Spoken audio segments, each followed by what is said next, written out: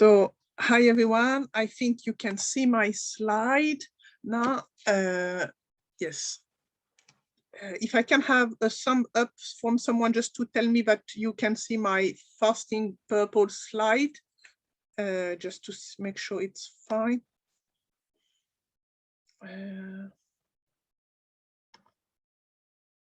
Yes, thank you. Thank you. Just to make sure that because I have done that once to talk and I was not even sharing all my slides. So people were listening to me without any slides. So didn't want that to happen again. So hi everyone, salam alaikum. Just wanted to share this conference and this Zoom with everyone because a lot of people ask me about fasting. Some people think that's the best solution to lose weight, the best solution for everyone. Other people think that's very bad. So I just wanted to talk more in depth about fasting in general and about Ramadan, how to handle Ramadan particularly in particular. So that's what I wanted to talk about today. So yes, I did put a slide about record in case I would forget. We are never too particular. So why are you here today? Take just a few minutes with yourself to think and why you are here. First, put your phone on silent. Normally we ask people to switch off their phone, but we all know that no one will switch off their phone. So I will not ask you to switch off your phone, particularly if you are attending from your phone. That would be silly. Take a pen and paper. You might take some notes. Know that you will have a recording after anywhere with all the slide and everything, but still it might give you some questions. So write them down and we can talk about that after. And try to empty your mind in the meaning of just don't expect anything good or bad about that meeting and just take what you have to take from it and be present with yourself. If you can. I know we have always many brains thinking too many things, but we will try to be focused on that. So my name is Amina Karine Kermous. Karine is my French name. You can guess I'm French with that accent. Amina is my Muslim name. We vetted in '95. I will not tell you my story here because you would be here tomorrow, and that's not the topic.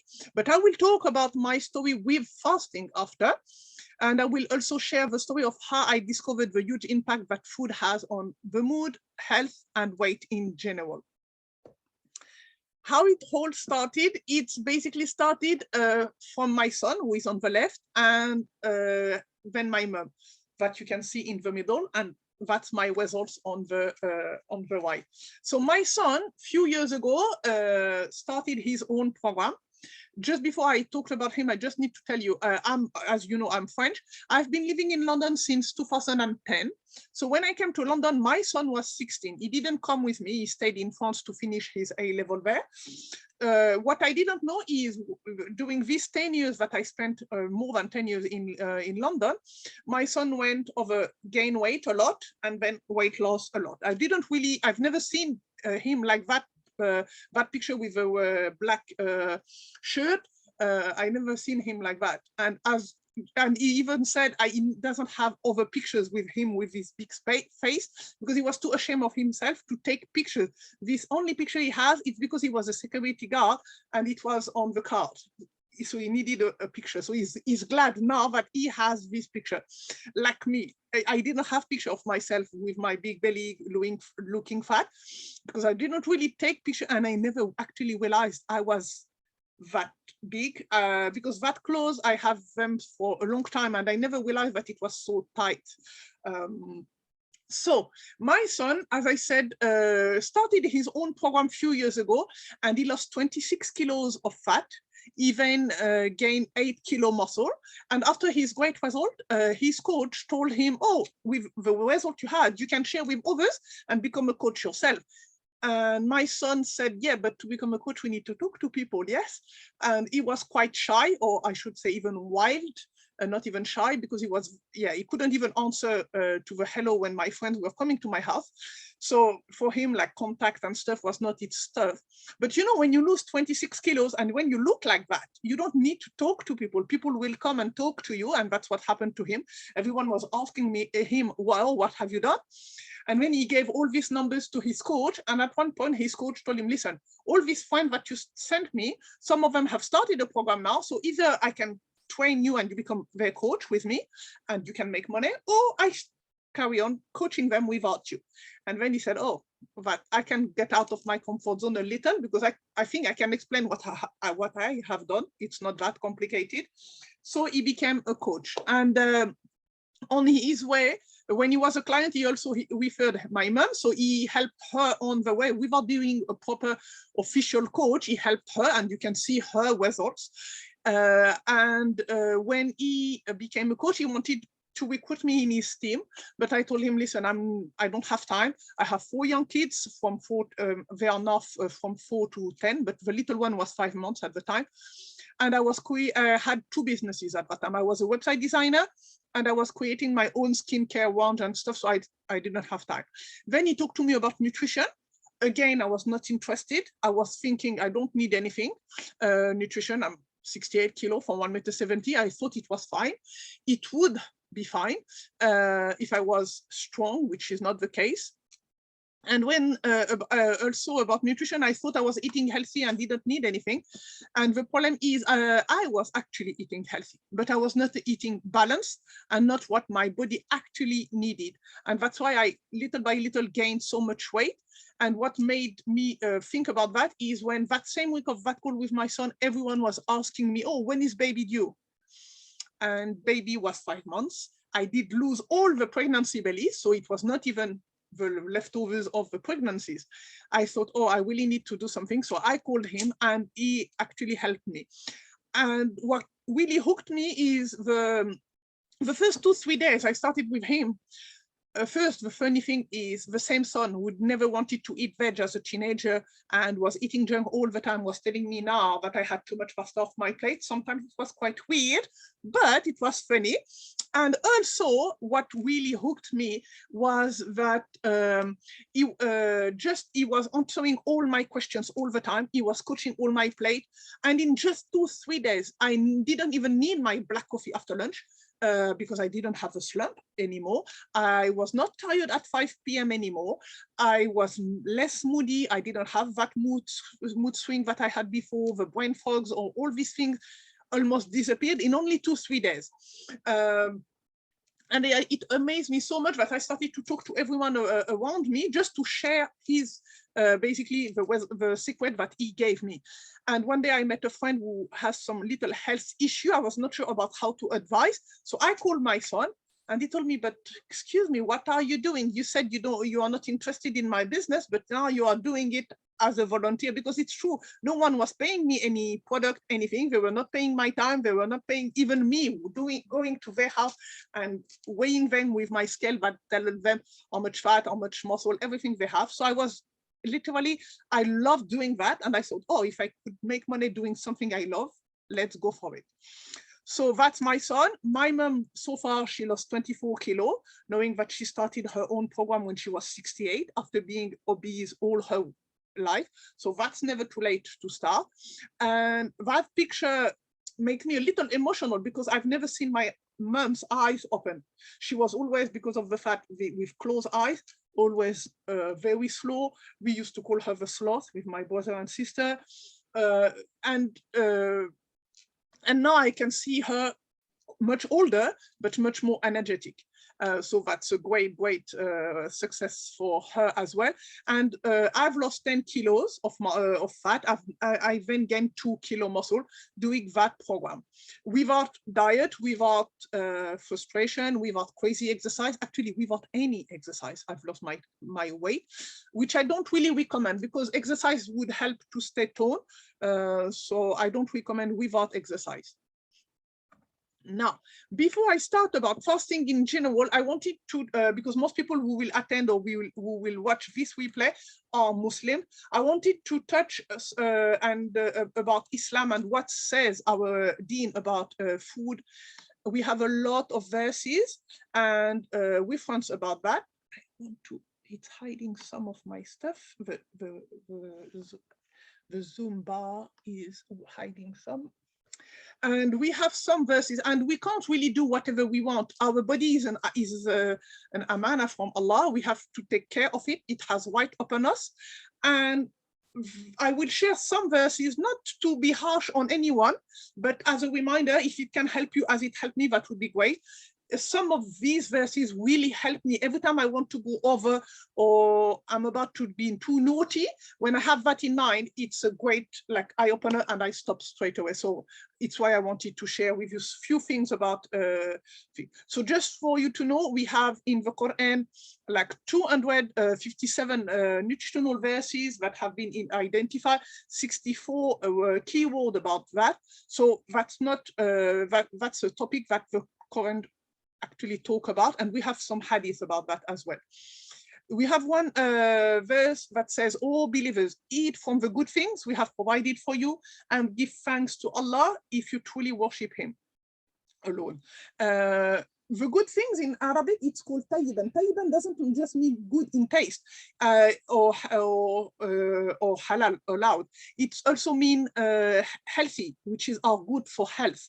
And we can see the same word in the second verse as well. Eat from the good things which we have provided to you, and do not transgress or oppress others therein, lest my anger should descend upon you, and he upon whom my anger descend has certainly fallen. That's one of the verses as well that helped me. You know that when you do something, you will get Allah's anger. Normally, it should stop you from doing something, but I have other verses that help me even more.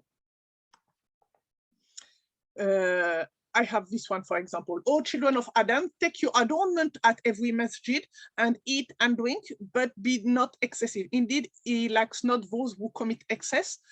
And that's one of the verses that really I have in my mind all the time. Every time I start something and I try to, and I'm about to eat too much, I remember that if I go over, I will be part of these excessive people, which means I will be part of the people that Allah doesn't love. So is that packet of biscuits more important than Allah's love? Generally, it helps to stop there. And the importance of balance as well. Allah said in Surah Al-Rahman, and the heaven erased and imposed the balance, that you not transgress within the balance, and establish weight in justice, and not make deficient the balance. And 3 times that word is repeated in these 3 verses. And all the time, like Islam, like we behavior with your husband, behavior with the kid. Everything in Islam is about balance. We shouldn't be excessive in one way or in another. There is another one, and it is who causes garden to grow, both trellised and untrellised, and palm tree and crops of different kinds of food, and olives and pomegranate, similar and dissimilar. Eat of each of its fruit when it yields, and gives its due, which is the zakah, on the day of, my stuff miss, let me check. I think this one is, yes. And give it the zakah on the day of judgment. I think I have something, yes. On the day of its harvest, and be not excessive. Indeed, it doesn't not like who commit excess. I've just changed a few things in that slide. It's why it was all over. I'm sorry for that.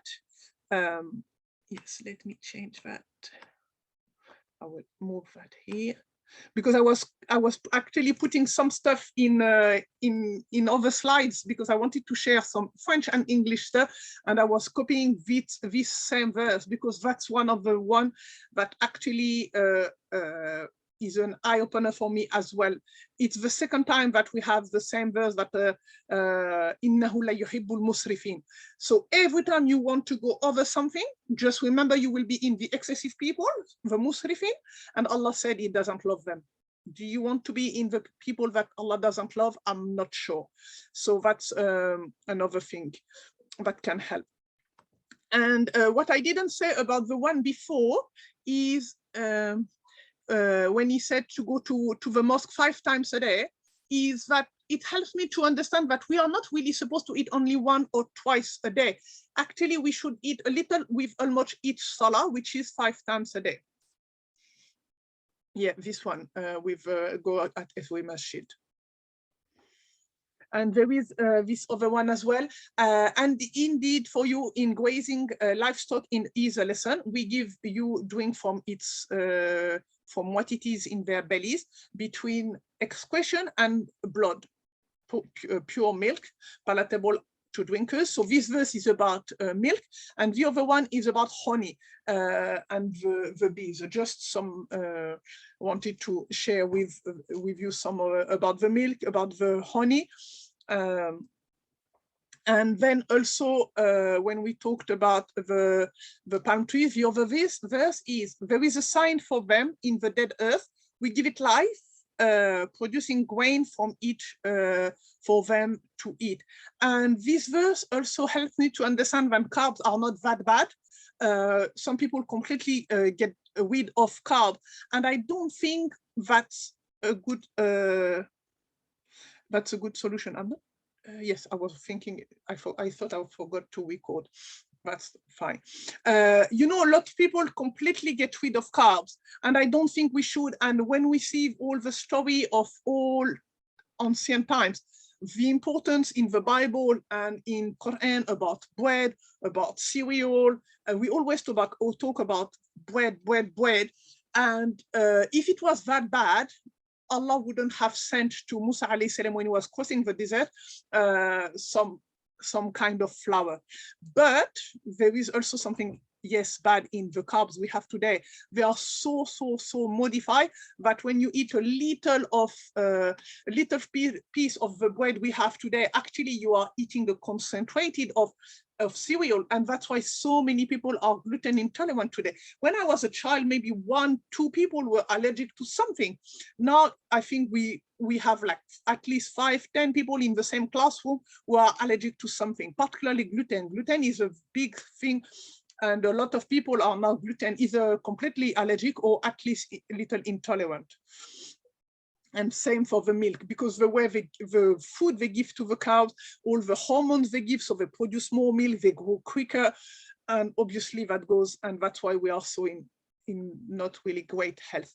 We have not only verses of Quran about food, we also have some hadith, and also these hadiths are in my mind every time I look at myself and I know that I'm gaining a little of belly, for example. These hadiths come in my mind, and I stop straight away, and I try to manage to come down to not go over that. So that's the Prophet who said, no human being has ever filled a container worse than his own stomach. The son of Adam needs no more than a few morsels of food to keep up his strength. Doing so, he should consider that a third of his stomach is for food, a third for drink, and a third for breathing. Unfortunately, nowadays, we don't eat 1/3 of our stomach. We eat 5/3 of food, and there is no space left for the water and for the air. And when you see a stomach is roughly high as high as your hand. So when you see 1/3 of your stomach, that's not the big plate we have today. Also, there is another hadith. So I want to share just hadith, but I'm not a scholar. So I don't want to go in the tafsir of all these hadiths and exactly the meaning of each one. I just want to give you a taste of what helped me. And if you want to go deep in that, feel free to do so, and feel free to share as well what you found about that. So I will not go about who reported and from if it's a strong or not strong hadith. I will not go that path. But there is this hadith that helped me a lot when I remember that the strong believer is more beloved to Allah than the weak believer. But there is goodness in both of them. And I always remember, how can I be a strong believer if I gain weight, or if I'm very underweight as well? That's also true. But basically, if I'm too tired to get up for Fajr, if I'm too tired to help a lady that has some heavy bags to carry, if I'm basically too tired, too lazy, how can I be a strong believer? If I'm very tired all the time, I can't even learn by heart anything. So how can I be useful for my ummah, and how can I be close to Allah and be strong? And food is one of the main things that will make you stronger or weaker. And the way you use it, it's completely up to you. I know some people have some sickness and it's not in their control, but honestly, we all know within ourselves if what we have today, our condition is not our fault at all, or if we are quite guilty of something, we actually know what we have done. The meal we skip, the excess we do, we know that we know what we have done. There is another, it's not a hadith, it's what Omar said to a man. Omar ibn al-Khattab, he found a man who had a large belly, and he told him, what is this? And the man said, it's a blessing from Allah. And Omar said, no, whether it's a punishment. So if you have belly, and if you met Omar radiallahu anhu, would you like him to tell you it's a punishment? I think you wouldn't. So that would be a good motivation to get rid of it. And then that the Prophet ﷺ, this time, when he saw a fat man, he told him, if you didn't have a paunch, like belly fat, it would be better for you. He also said overeating does not go with good health. So if the Prophet ﷺ tell us that overeating doesn't go with good health, who else can we listen to? We have to be very careful, and we often eat too much of what the body doesn't need. I want just to have a look at the chat. So I just wanted to share the different phases of what we are going through when we are fasting. So the first 3 hours, basically we eat the food, then the food is broken down into glucose, amino acid, and fatty acid. Then the insulin shuttles nutrients into cells to be stored as glycogen, fat, muscle, or used as energy. Also, the blood vessels increase of glucose, amino acid, and fatty acid, and then the pancreas release the insulin. After 4 hours, what happens is the blood glucose continues to drop. There is a release of insulin that is lower now, and then it releases glucagon, and that glucagon will start to rise. The liver glycogen will begin to break down and release glucose for energy. And then the fat stores begin to break down and are mobilized for energy. After 24 hours, basically the day 1 to day 3, what happened is the fat cells will continue to be broken down by the process of lipolysis. So basically the body will need to go to the storage of fat. Then the PPAR, so the PPAR alpha is activated and promotes the production of ketones via beta oxidation. I know you know that was keton, and ketones, that's basically what the body produces to give energy to the body, and that's what people want when they do keto diet, when they completely cut down the carbs. But we shouldn't completely cut down the carbs because we need some. I will talk a little about that as well.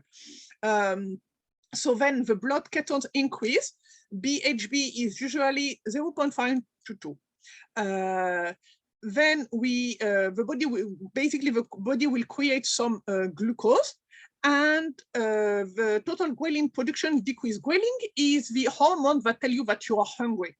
So you see, when you start fasting, the first day you can feel the hunger, but little by little, your body will send you much less messages that you are actually hungry.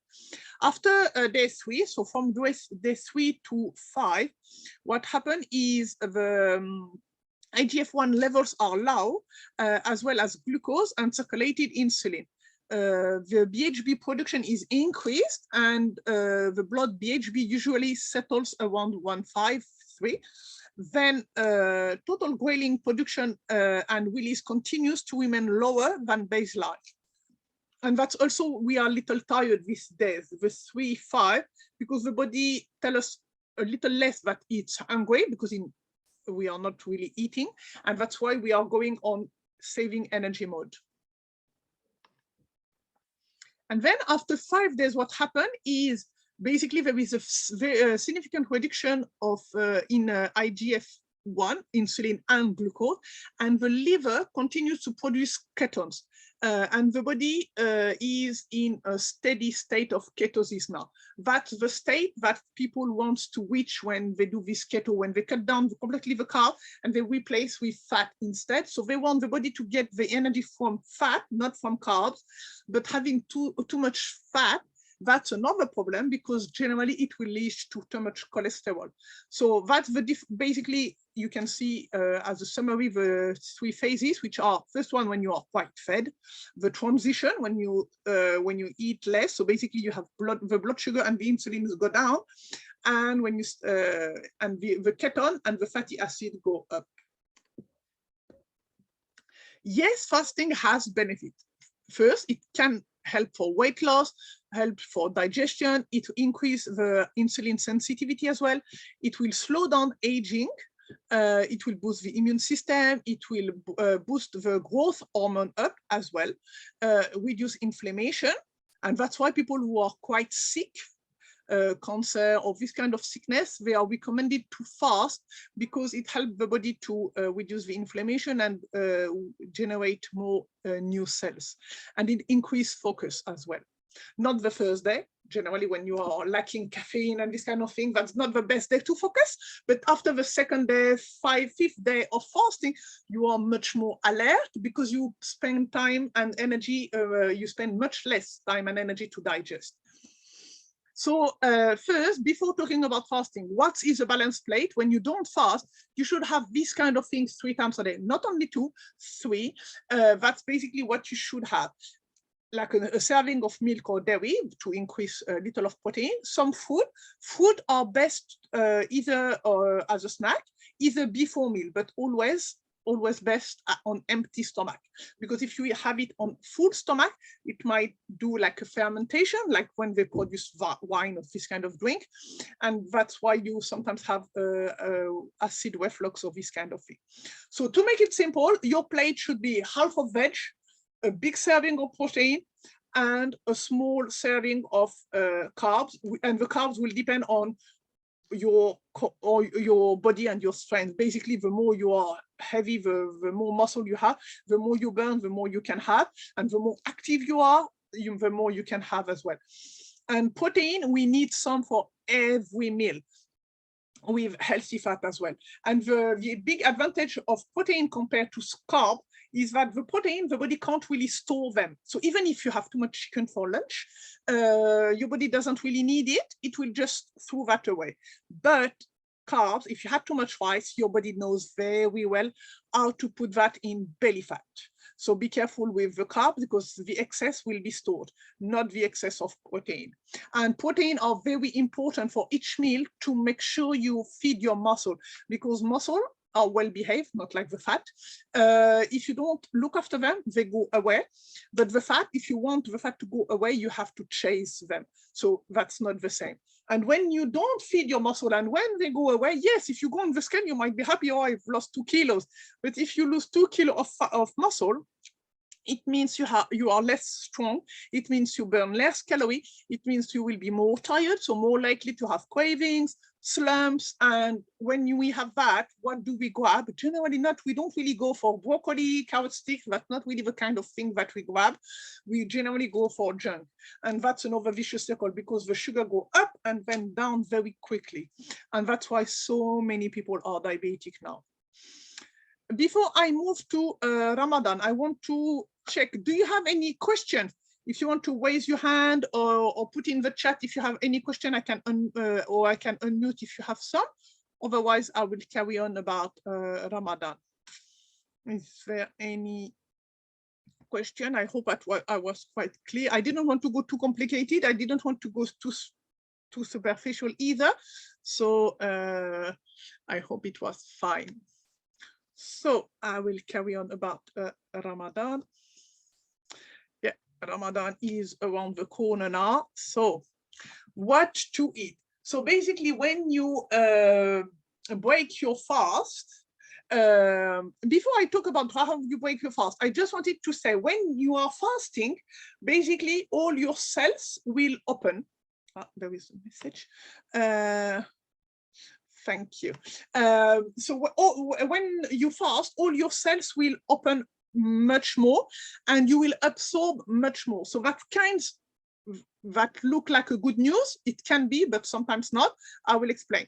So basically, normally when you eat, because we are not very clean inside, we don't absorb everything we eat. When you have a burger, for example, half will be digested, half will be just thrown away, because the body will not really break down everything. When you fast, as your body will cleanse itself, you will now absorb the almost whole quantity of everything you eat. So if it's healthy food, you will absorb more, but if it's junk, you will absorb more as well. So it's why we need to really choose wisely what we eat. So what to eat when we break our fast? It's advisable to consume a sufficient dose of carbs to provide energy to your body after a day of fasting, and to avoid hypoglycemia, because if you stay too long time without carbs, that would be dangerous actually. Be careful, you shouldn't have a high carb meal either, since the body has not consumed food for the day. It will tend to store these carbs intake as fat.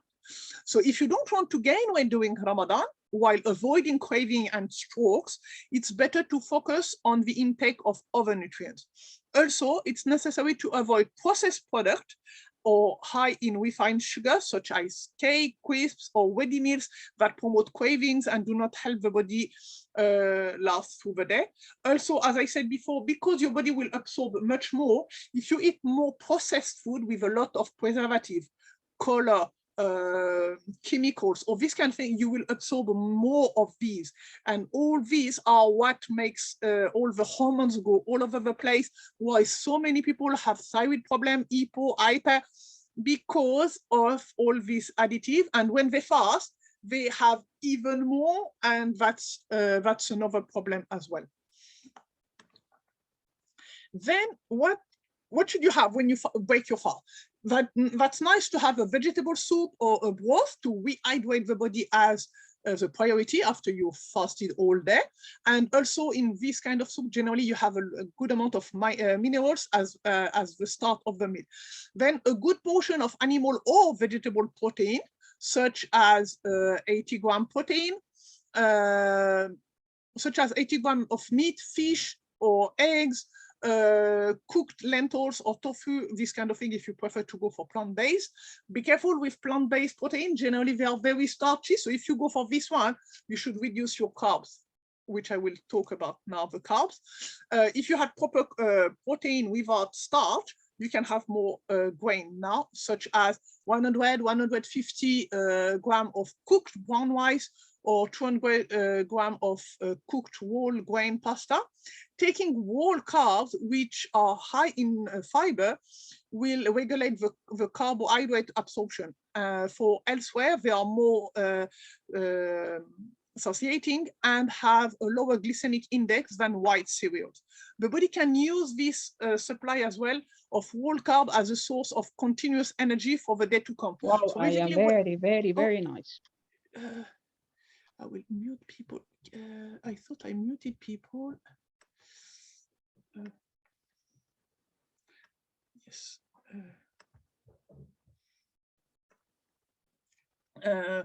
Yes. Why it's better to have whole meal carbs instead of white one? It's because the white one will go directly to the blood, which can be good when you are fainting.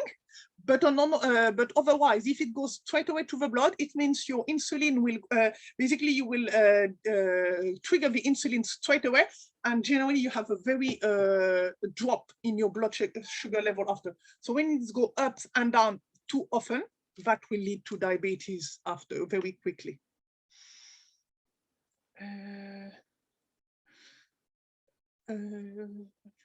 Keep your questions, and I will come back to all the questions after. So after the carbs, having dairy is very good because it's also add protein, and also it contains tryptophan, which is an amino acid that promotes sleep. So why do we give milk to baby before going to bed? That's why. And also fresh fruits like apple, peach, lemon, pineapple, or dry fruit as well are good. And the energy snack. So basically when you had your meal 2-3 hours after, particularly when we eat early, when we break the fast quite early, we will be hungry before going to bed. 2 or 3 hours after that first meal, it's good to consider having a snack, and it can be a drink, so like herbal tea. Be careful with tea and coffee when it's too close to sleep because of the caffeine, and some tea or coffee dehydrate the body a lot, so just be careful with some of them. Unlimited water, and a dairy product or fruit as well. Then second meal, so what we call second meal, basically before sunrise, your suhoor. That's not always easy to do, particularly in summer, because it requires to get up early. A tip that I do is when I I prepare everything the day before. When I get up, everything is ready, because when I get up at 3 or 4, I don't have all my eyes, I don't have all my brain to find everything, and I'm a little lazy. So when everything is ready, it helps a lot. And I would really advise for you to not skip that meal, because first there is baraka in it, we know that, but also physiologically you need this meal, particularly when the days are very long. And for this meal, that's recommended to eat salty food. That's the time when you can have more salt, because the salt will allow the body to retain water. That's the principle of water retention. When you have a diet too rich in salt, the water accumulates in the tissue, which will attract and retain water. So on a normal time, having too much sugar is not great, because you have like maybe swollen ankles or whiskey. During Ramadan, that's good to have a little of salt. And I don't eat salty at all. And when I fasted these 3 days, last white days, I didn't eat much salt. When I went walking quite a lot, I had a pain on the side because of the lack of salt, actually. And it will also allow the body to stay hydrated all day. And there is a disclaimer for pregnant, breastfeeding women, elderly people, frail people. Generally, they are exempt of doing Ramadan, so they need to check with their doctor what they can do. We will see some general advice about fasting and Ramadan. So don't overlook the importance of protein. Everyone who know, if you are in one of my programs or if you know me, you know how bullying I am about protein, because that's the key of almost everything, actually.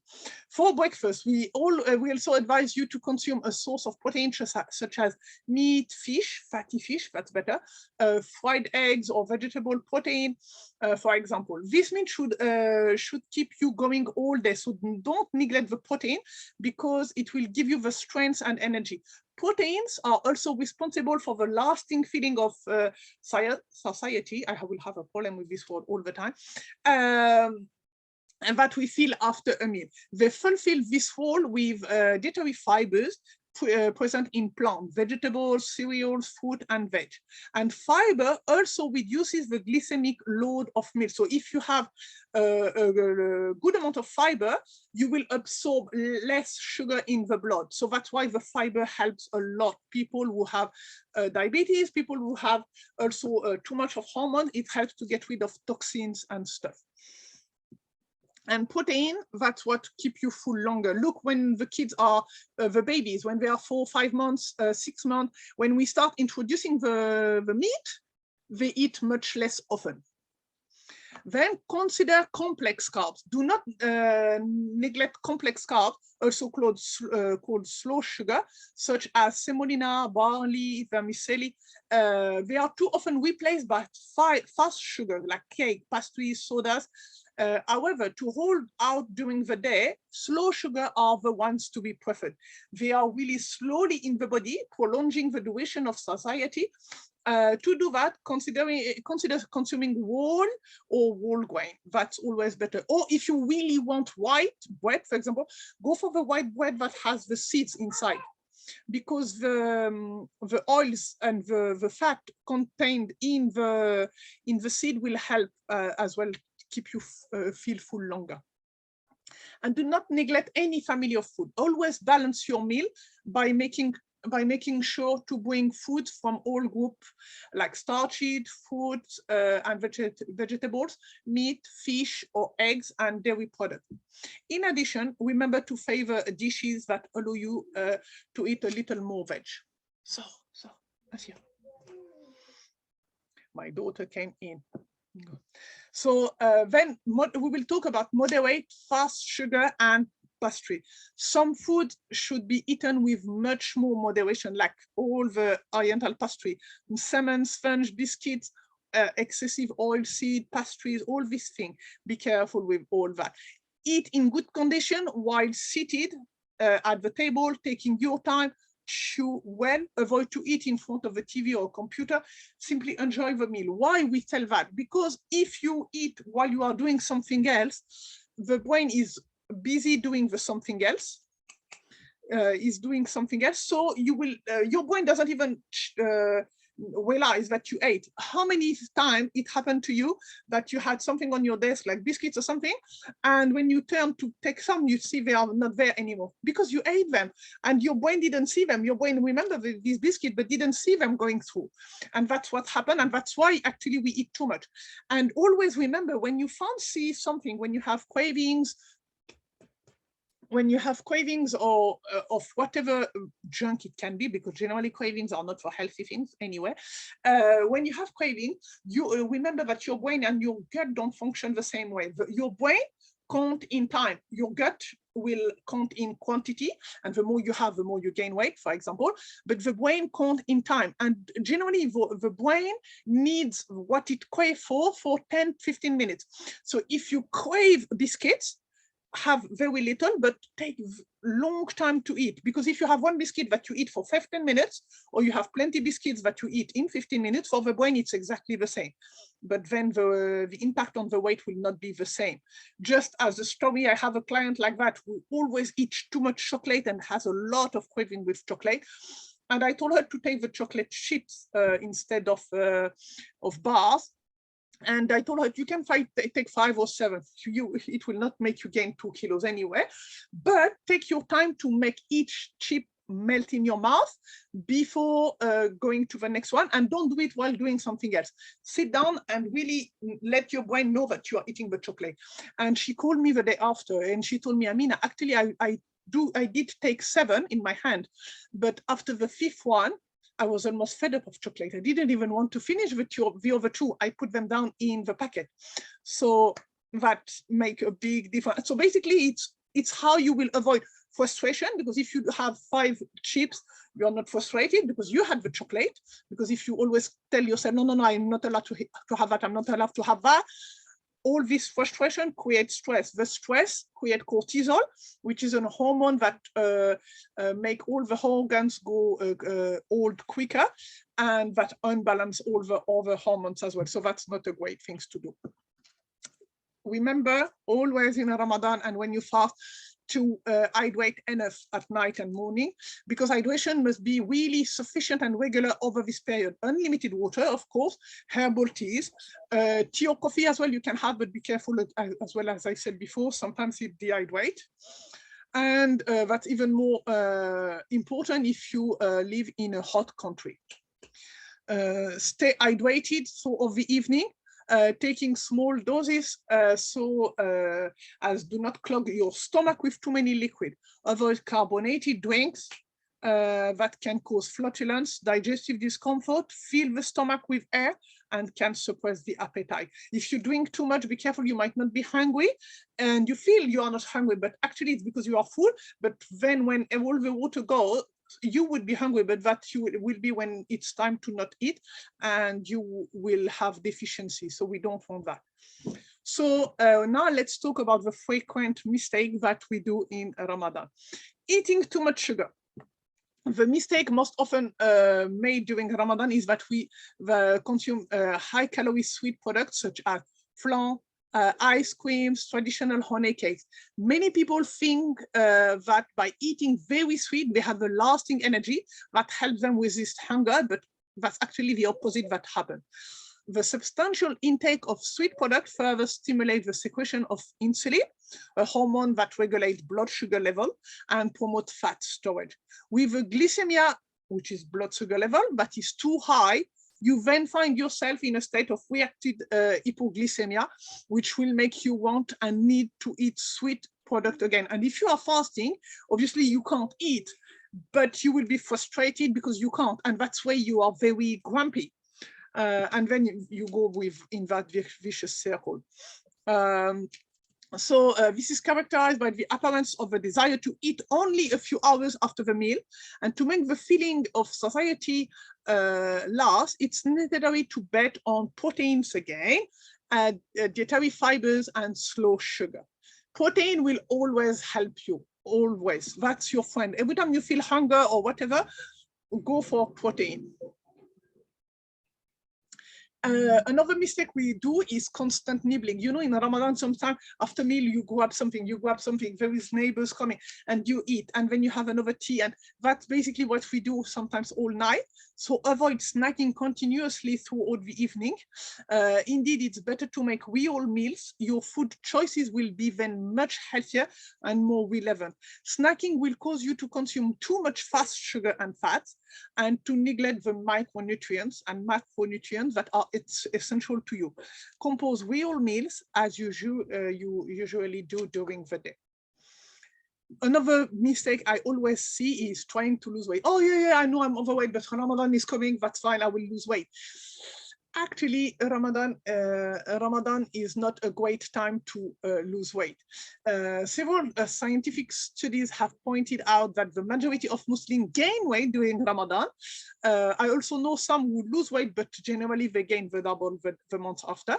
So stabilizing their weight is already a success. Do not try to lose weight during this period, or you risk depriving your body of calories and many essential nutrients. The best goal is to set that you can set for yourself is to compose balanced meal to best experience the fast and provide your body with all the elements that are essential for it to function optimally. Oh, there is I think a hidden slide here. Yeah, normally it was this one, the frequent food or meals that we have in Ramadan.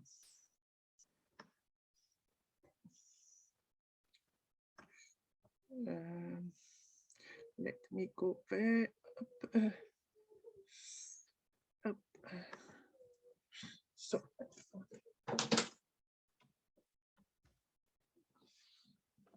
The one who has a tantrum. I'm sorry for that. I hope you can't hear her. So the frequent food that we can see in Ramadan, I will go through some of them. Harira. Harira is a soup based on complex carbs like vermicelli, flour, and pulses like chickpeas or lentils. In addition, coriander and squeezed lemon are a good source of vitamin C, so not to be neglected during this period. And you can take advantage of Ramadan to consume this specialty full of good nutrients and healthy food. Then dates. Of course, we can't have Ramadan without dates. We usually break our fast with that. They are very interesting source of minerals like magnesium, potassium, calcium, and they also have fiber. However, be careful because they are quite sweet, and we consider 2 dates being equal to another fruit. So just be careful with the date. Starches. So we consume quite a lot of starch in Ramadan, like pasta, rice, or stuff like that, but that should be replaced with semolina, barley, vermicelli, bulgur. That's much better because barley and bulgur, for example, they have a low glycemic index, so they are better for the body. It means low glycemic index means basically the sugar go to the blood but much slowly and more so which avoid having this ups and down like roller coaster in the blood level, the sugar blood level. So food with low glycemic index gradually and moderately release energy in the body. They avoid the insulin spikes and the surges caused by fast sugars as well. Bread.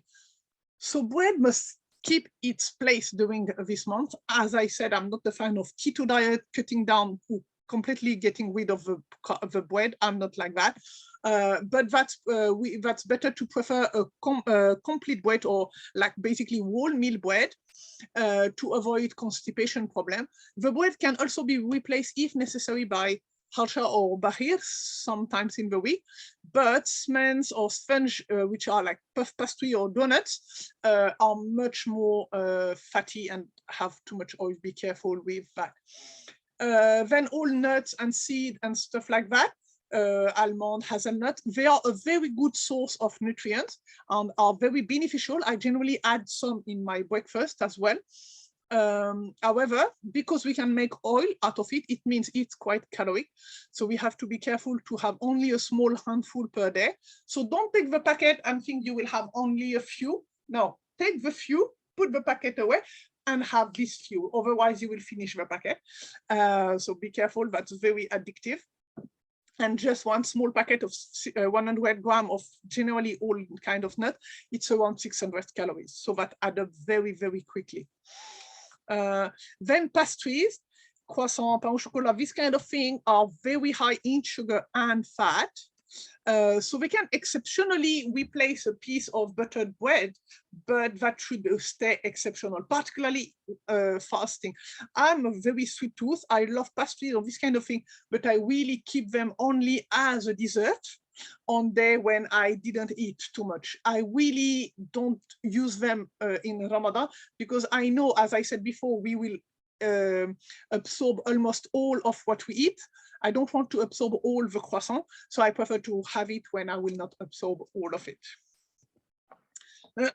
Let's talk about drink. Water, that's the only essential drink that you need, and that's the best for lasting hydration. We also hydrate with soup, herbal tea, again, tea or coffee with disclaimer about caffeine, be careful. Sodas and soft drinks should be avoided because of the sugar and bubbles they contain.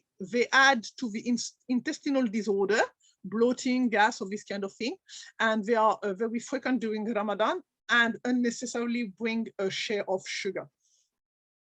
Again, let's talk about pastry.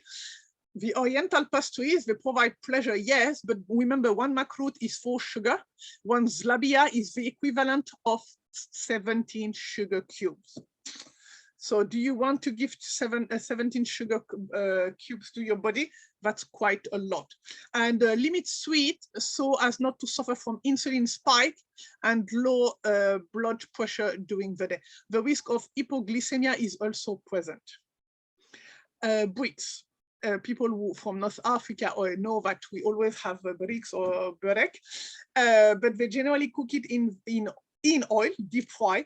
If you want to have them, you can use air fryer that are quite good, or cook in oven with a spray. We can see some spray that gives 1 calorie per spray, or you just with the brush you can do oil on top, and at the end, at the middle of the cooking, just return them, and that's as crunchy as if you put in deep fry, but not as caloric and not as oily as well.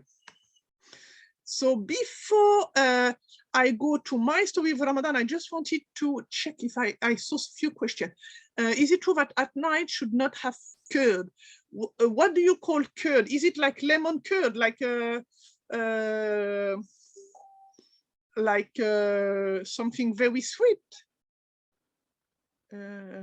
And then do we also need body cleaner like fiber cinnamon before? So yes, I take that. Fiber, vinegar, or that drink that I make every morning.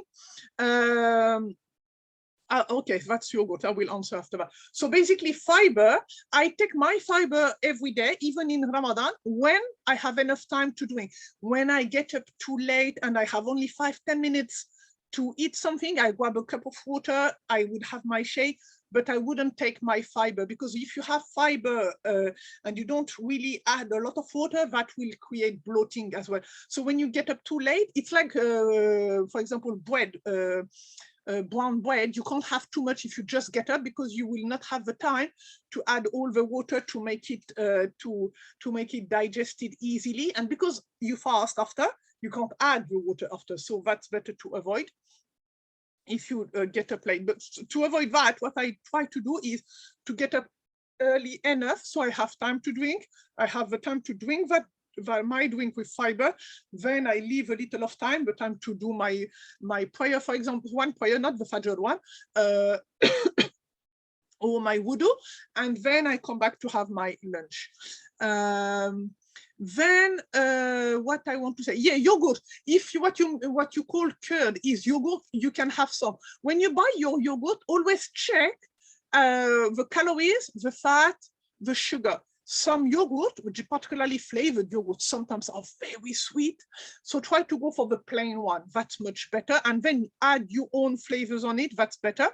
Yes, Marwa, I will explain about how I manage my my product in Ramadan. I will talk about that a little. Yeah. So my story with Ramadan, basically, as I said before, I reverted to Islam in '95, and I started my own program to rebalance my food in 2018. And astaghfirullah, but I didn't really like much fasting. I really need to eat very often, and I'm very grumpy if I can't eat. I was like smokers when they can't smoke during Ramadan. I didn't enjoy it at all. It's because I didn't even enjoy my food, actually. I was already grumpy with my food over there. So if you took out from my day the food, I'm even more grumpy. That was before. 2018, I started my program roughly 2, 3, 4 months, I think, before Ramadan. That's the first Ramadan I completely enjoyed. No, I've done 4 Ramadan since. In 4 Ramadan, I might have 3 or 4 naps maximum. I can go Taraweeh. I'm not tired in the day. I say that actually a lot of time, not eating, not cooking, not doing washing up. But yes, sometimes in the day I have something that I miss, but I'm not as grumpy as before. That's because I'm completely balanced. My body is balanced and fed, so it can cope with fasting.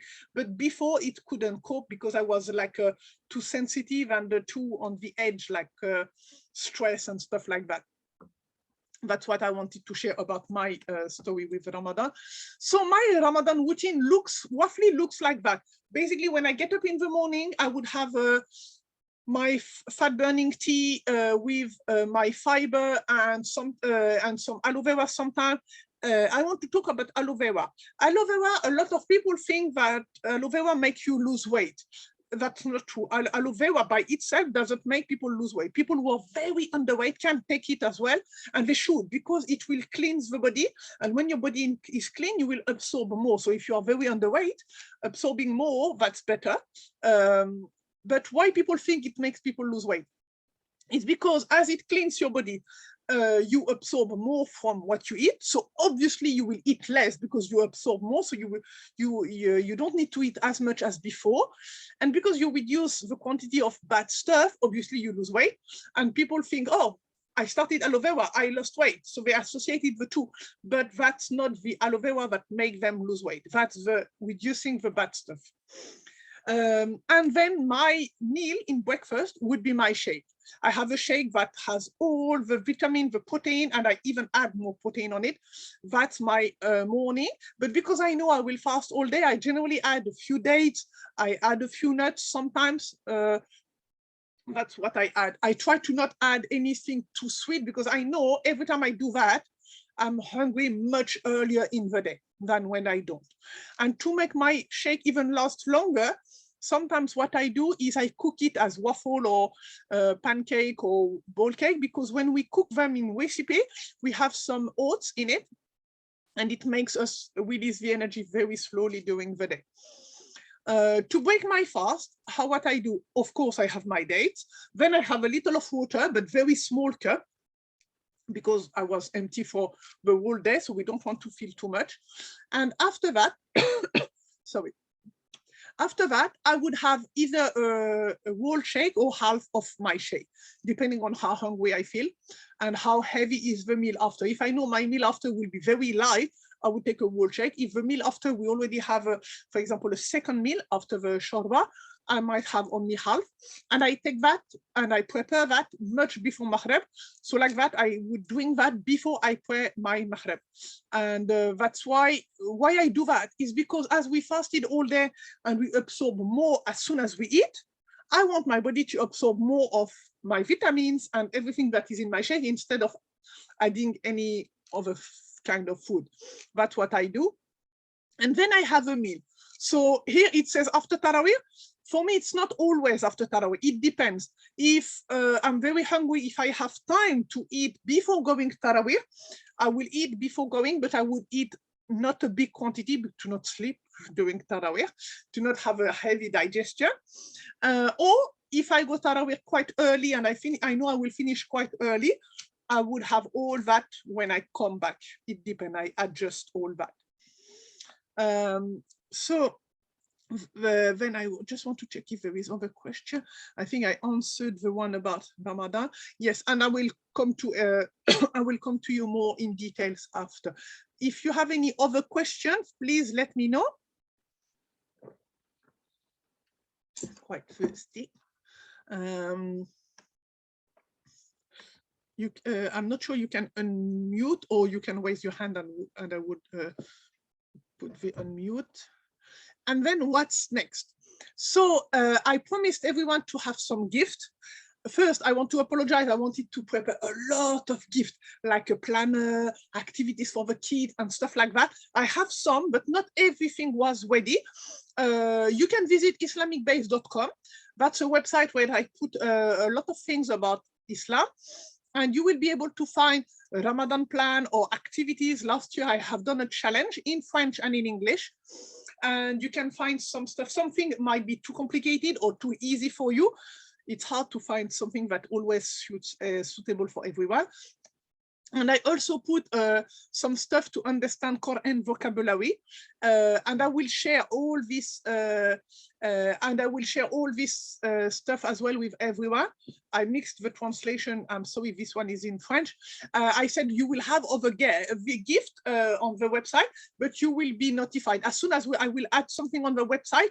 I will send you a message and I will let you know you have other surprises. But I want to plan some particular. I love planners, and I notice my children, they like to tick what they have done. Like, oh, I've given charity, I helped my mom, or I've done. I've spent time doing something nice, or they like to tick. And when they don't tick, they see, oh, I haven't done that. What can I do to do, for example, charity? And charity is not only about money. Oh, maybe I can be more. I can smile to the neighbor, but I take charity, and they are happy to do that. So I will share that with you. And now, if you haven't done so before, if you don't know me, or if you never benefited from that, book your free wellness evaluation. That assessment that you will have with me will have a nutritional assessment. So basically some question about your eating habits, not in Ramadan, generally. I want just to know what you generally eat, and then while you have your, basically if you gain or lost weight with what you told me, we can see what you are doing well, what you can improve. I will also add a quiz about hormones to see what kind of hormones you have too much or not enough. And if you are not too far, I will let you go on my scale, the scale that I'm holding on that picture. And that would tell you how much fat, water, muscle you have. And if we are far, but you have a similar scale, I would explain to you all your results as well. So that's what you can do. This assessment is completely free. There is no commitment to buy anything. I would explain to you my job as a coach, my program, my stuff. And why I do it for free, it's because I know that even if someone doesn't start anything with me, they will start tweaking few things in their life. So I will get hasanat for that. So I don't mind not having money. I will always get hasanat. And also it's a way for me to meet new people and to increase my network of people. And maybe the day I do your assessment, that's not the day you are motivated to start anything, that's fine. But maybe 6 months later, you will be. And also when I meet people, even if they are not motivated, when they hear about someone who needs something, losing weight, gaining weight, whatever, they will remember me because they had that assessment with me. It's like you, maybe you know a lot of personal trainer. If I ask you, oh, I want to exercise, I want to hire a personal trainer, you don't even remember the name of the guy or the lady you met that was a personal trainer. But if you had a free session with someone and you enjoyed that time with her, you might tell me, oh, I know someone, she's called so and so. And that's why I do that for free. Yeah, let me know if you have any questions, either here, either privately. I'm more open, and I will send to everyone the replay of that. If you missed something on the way, you can watch it as well. So let me stop the recording now.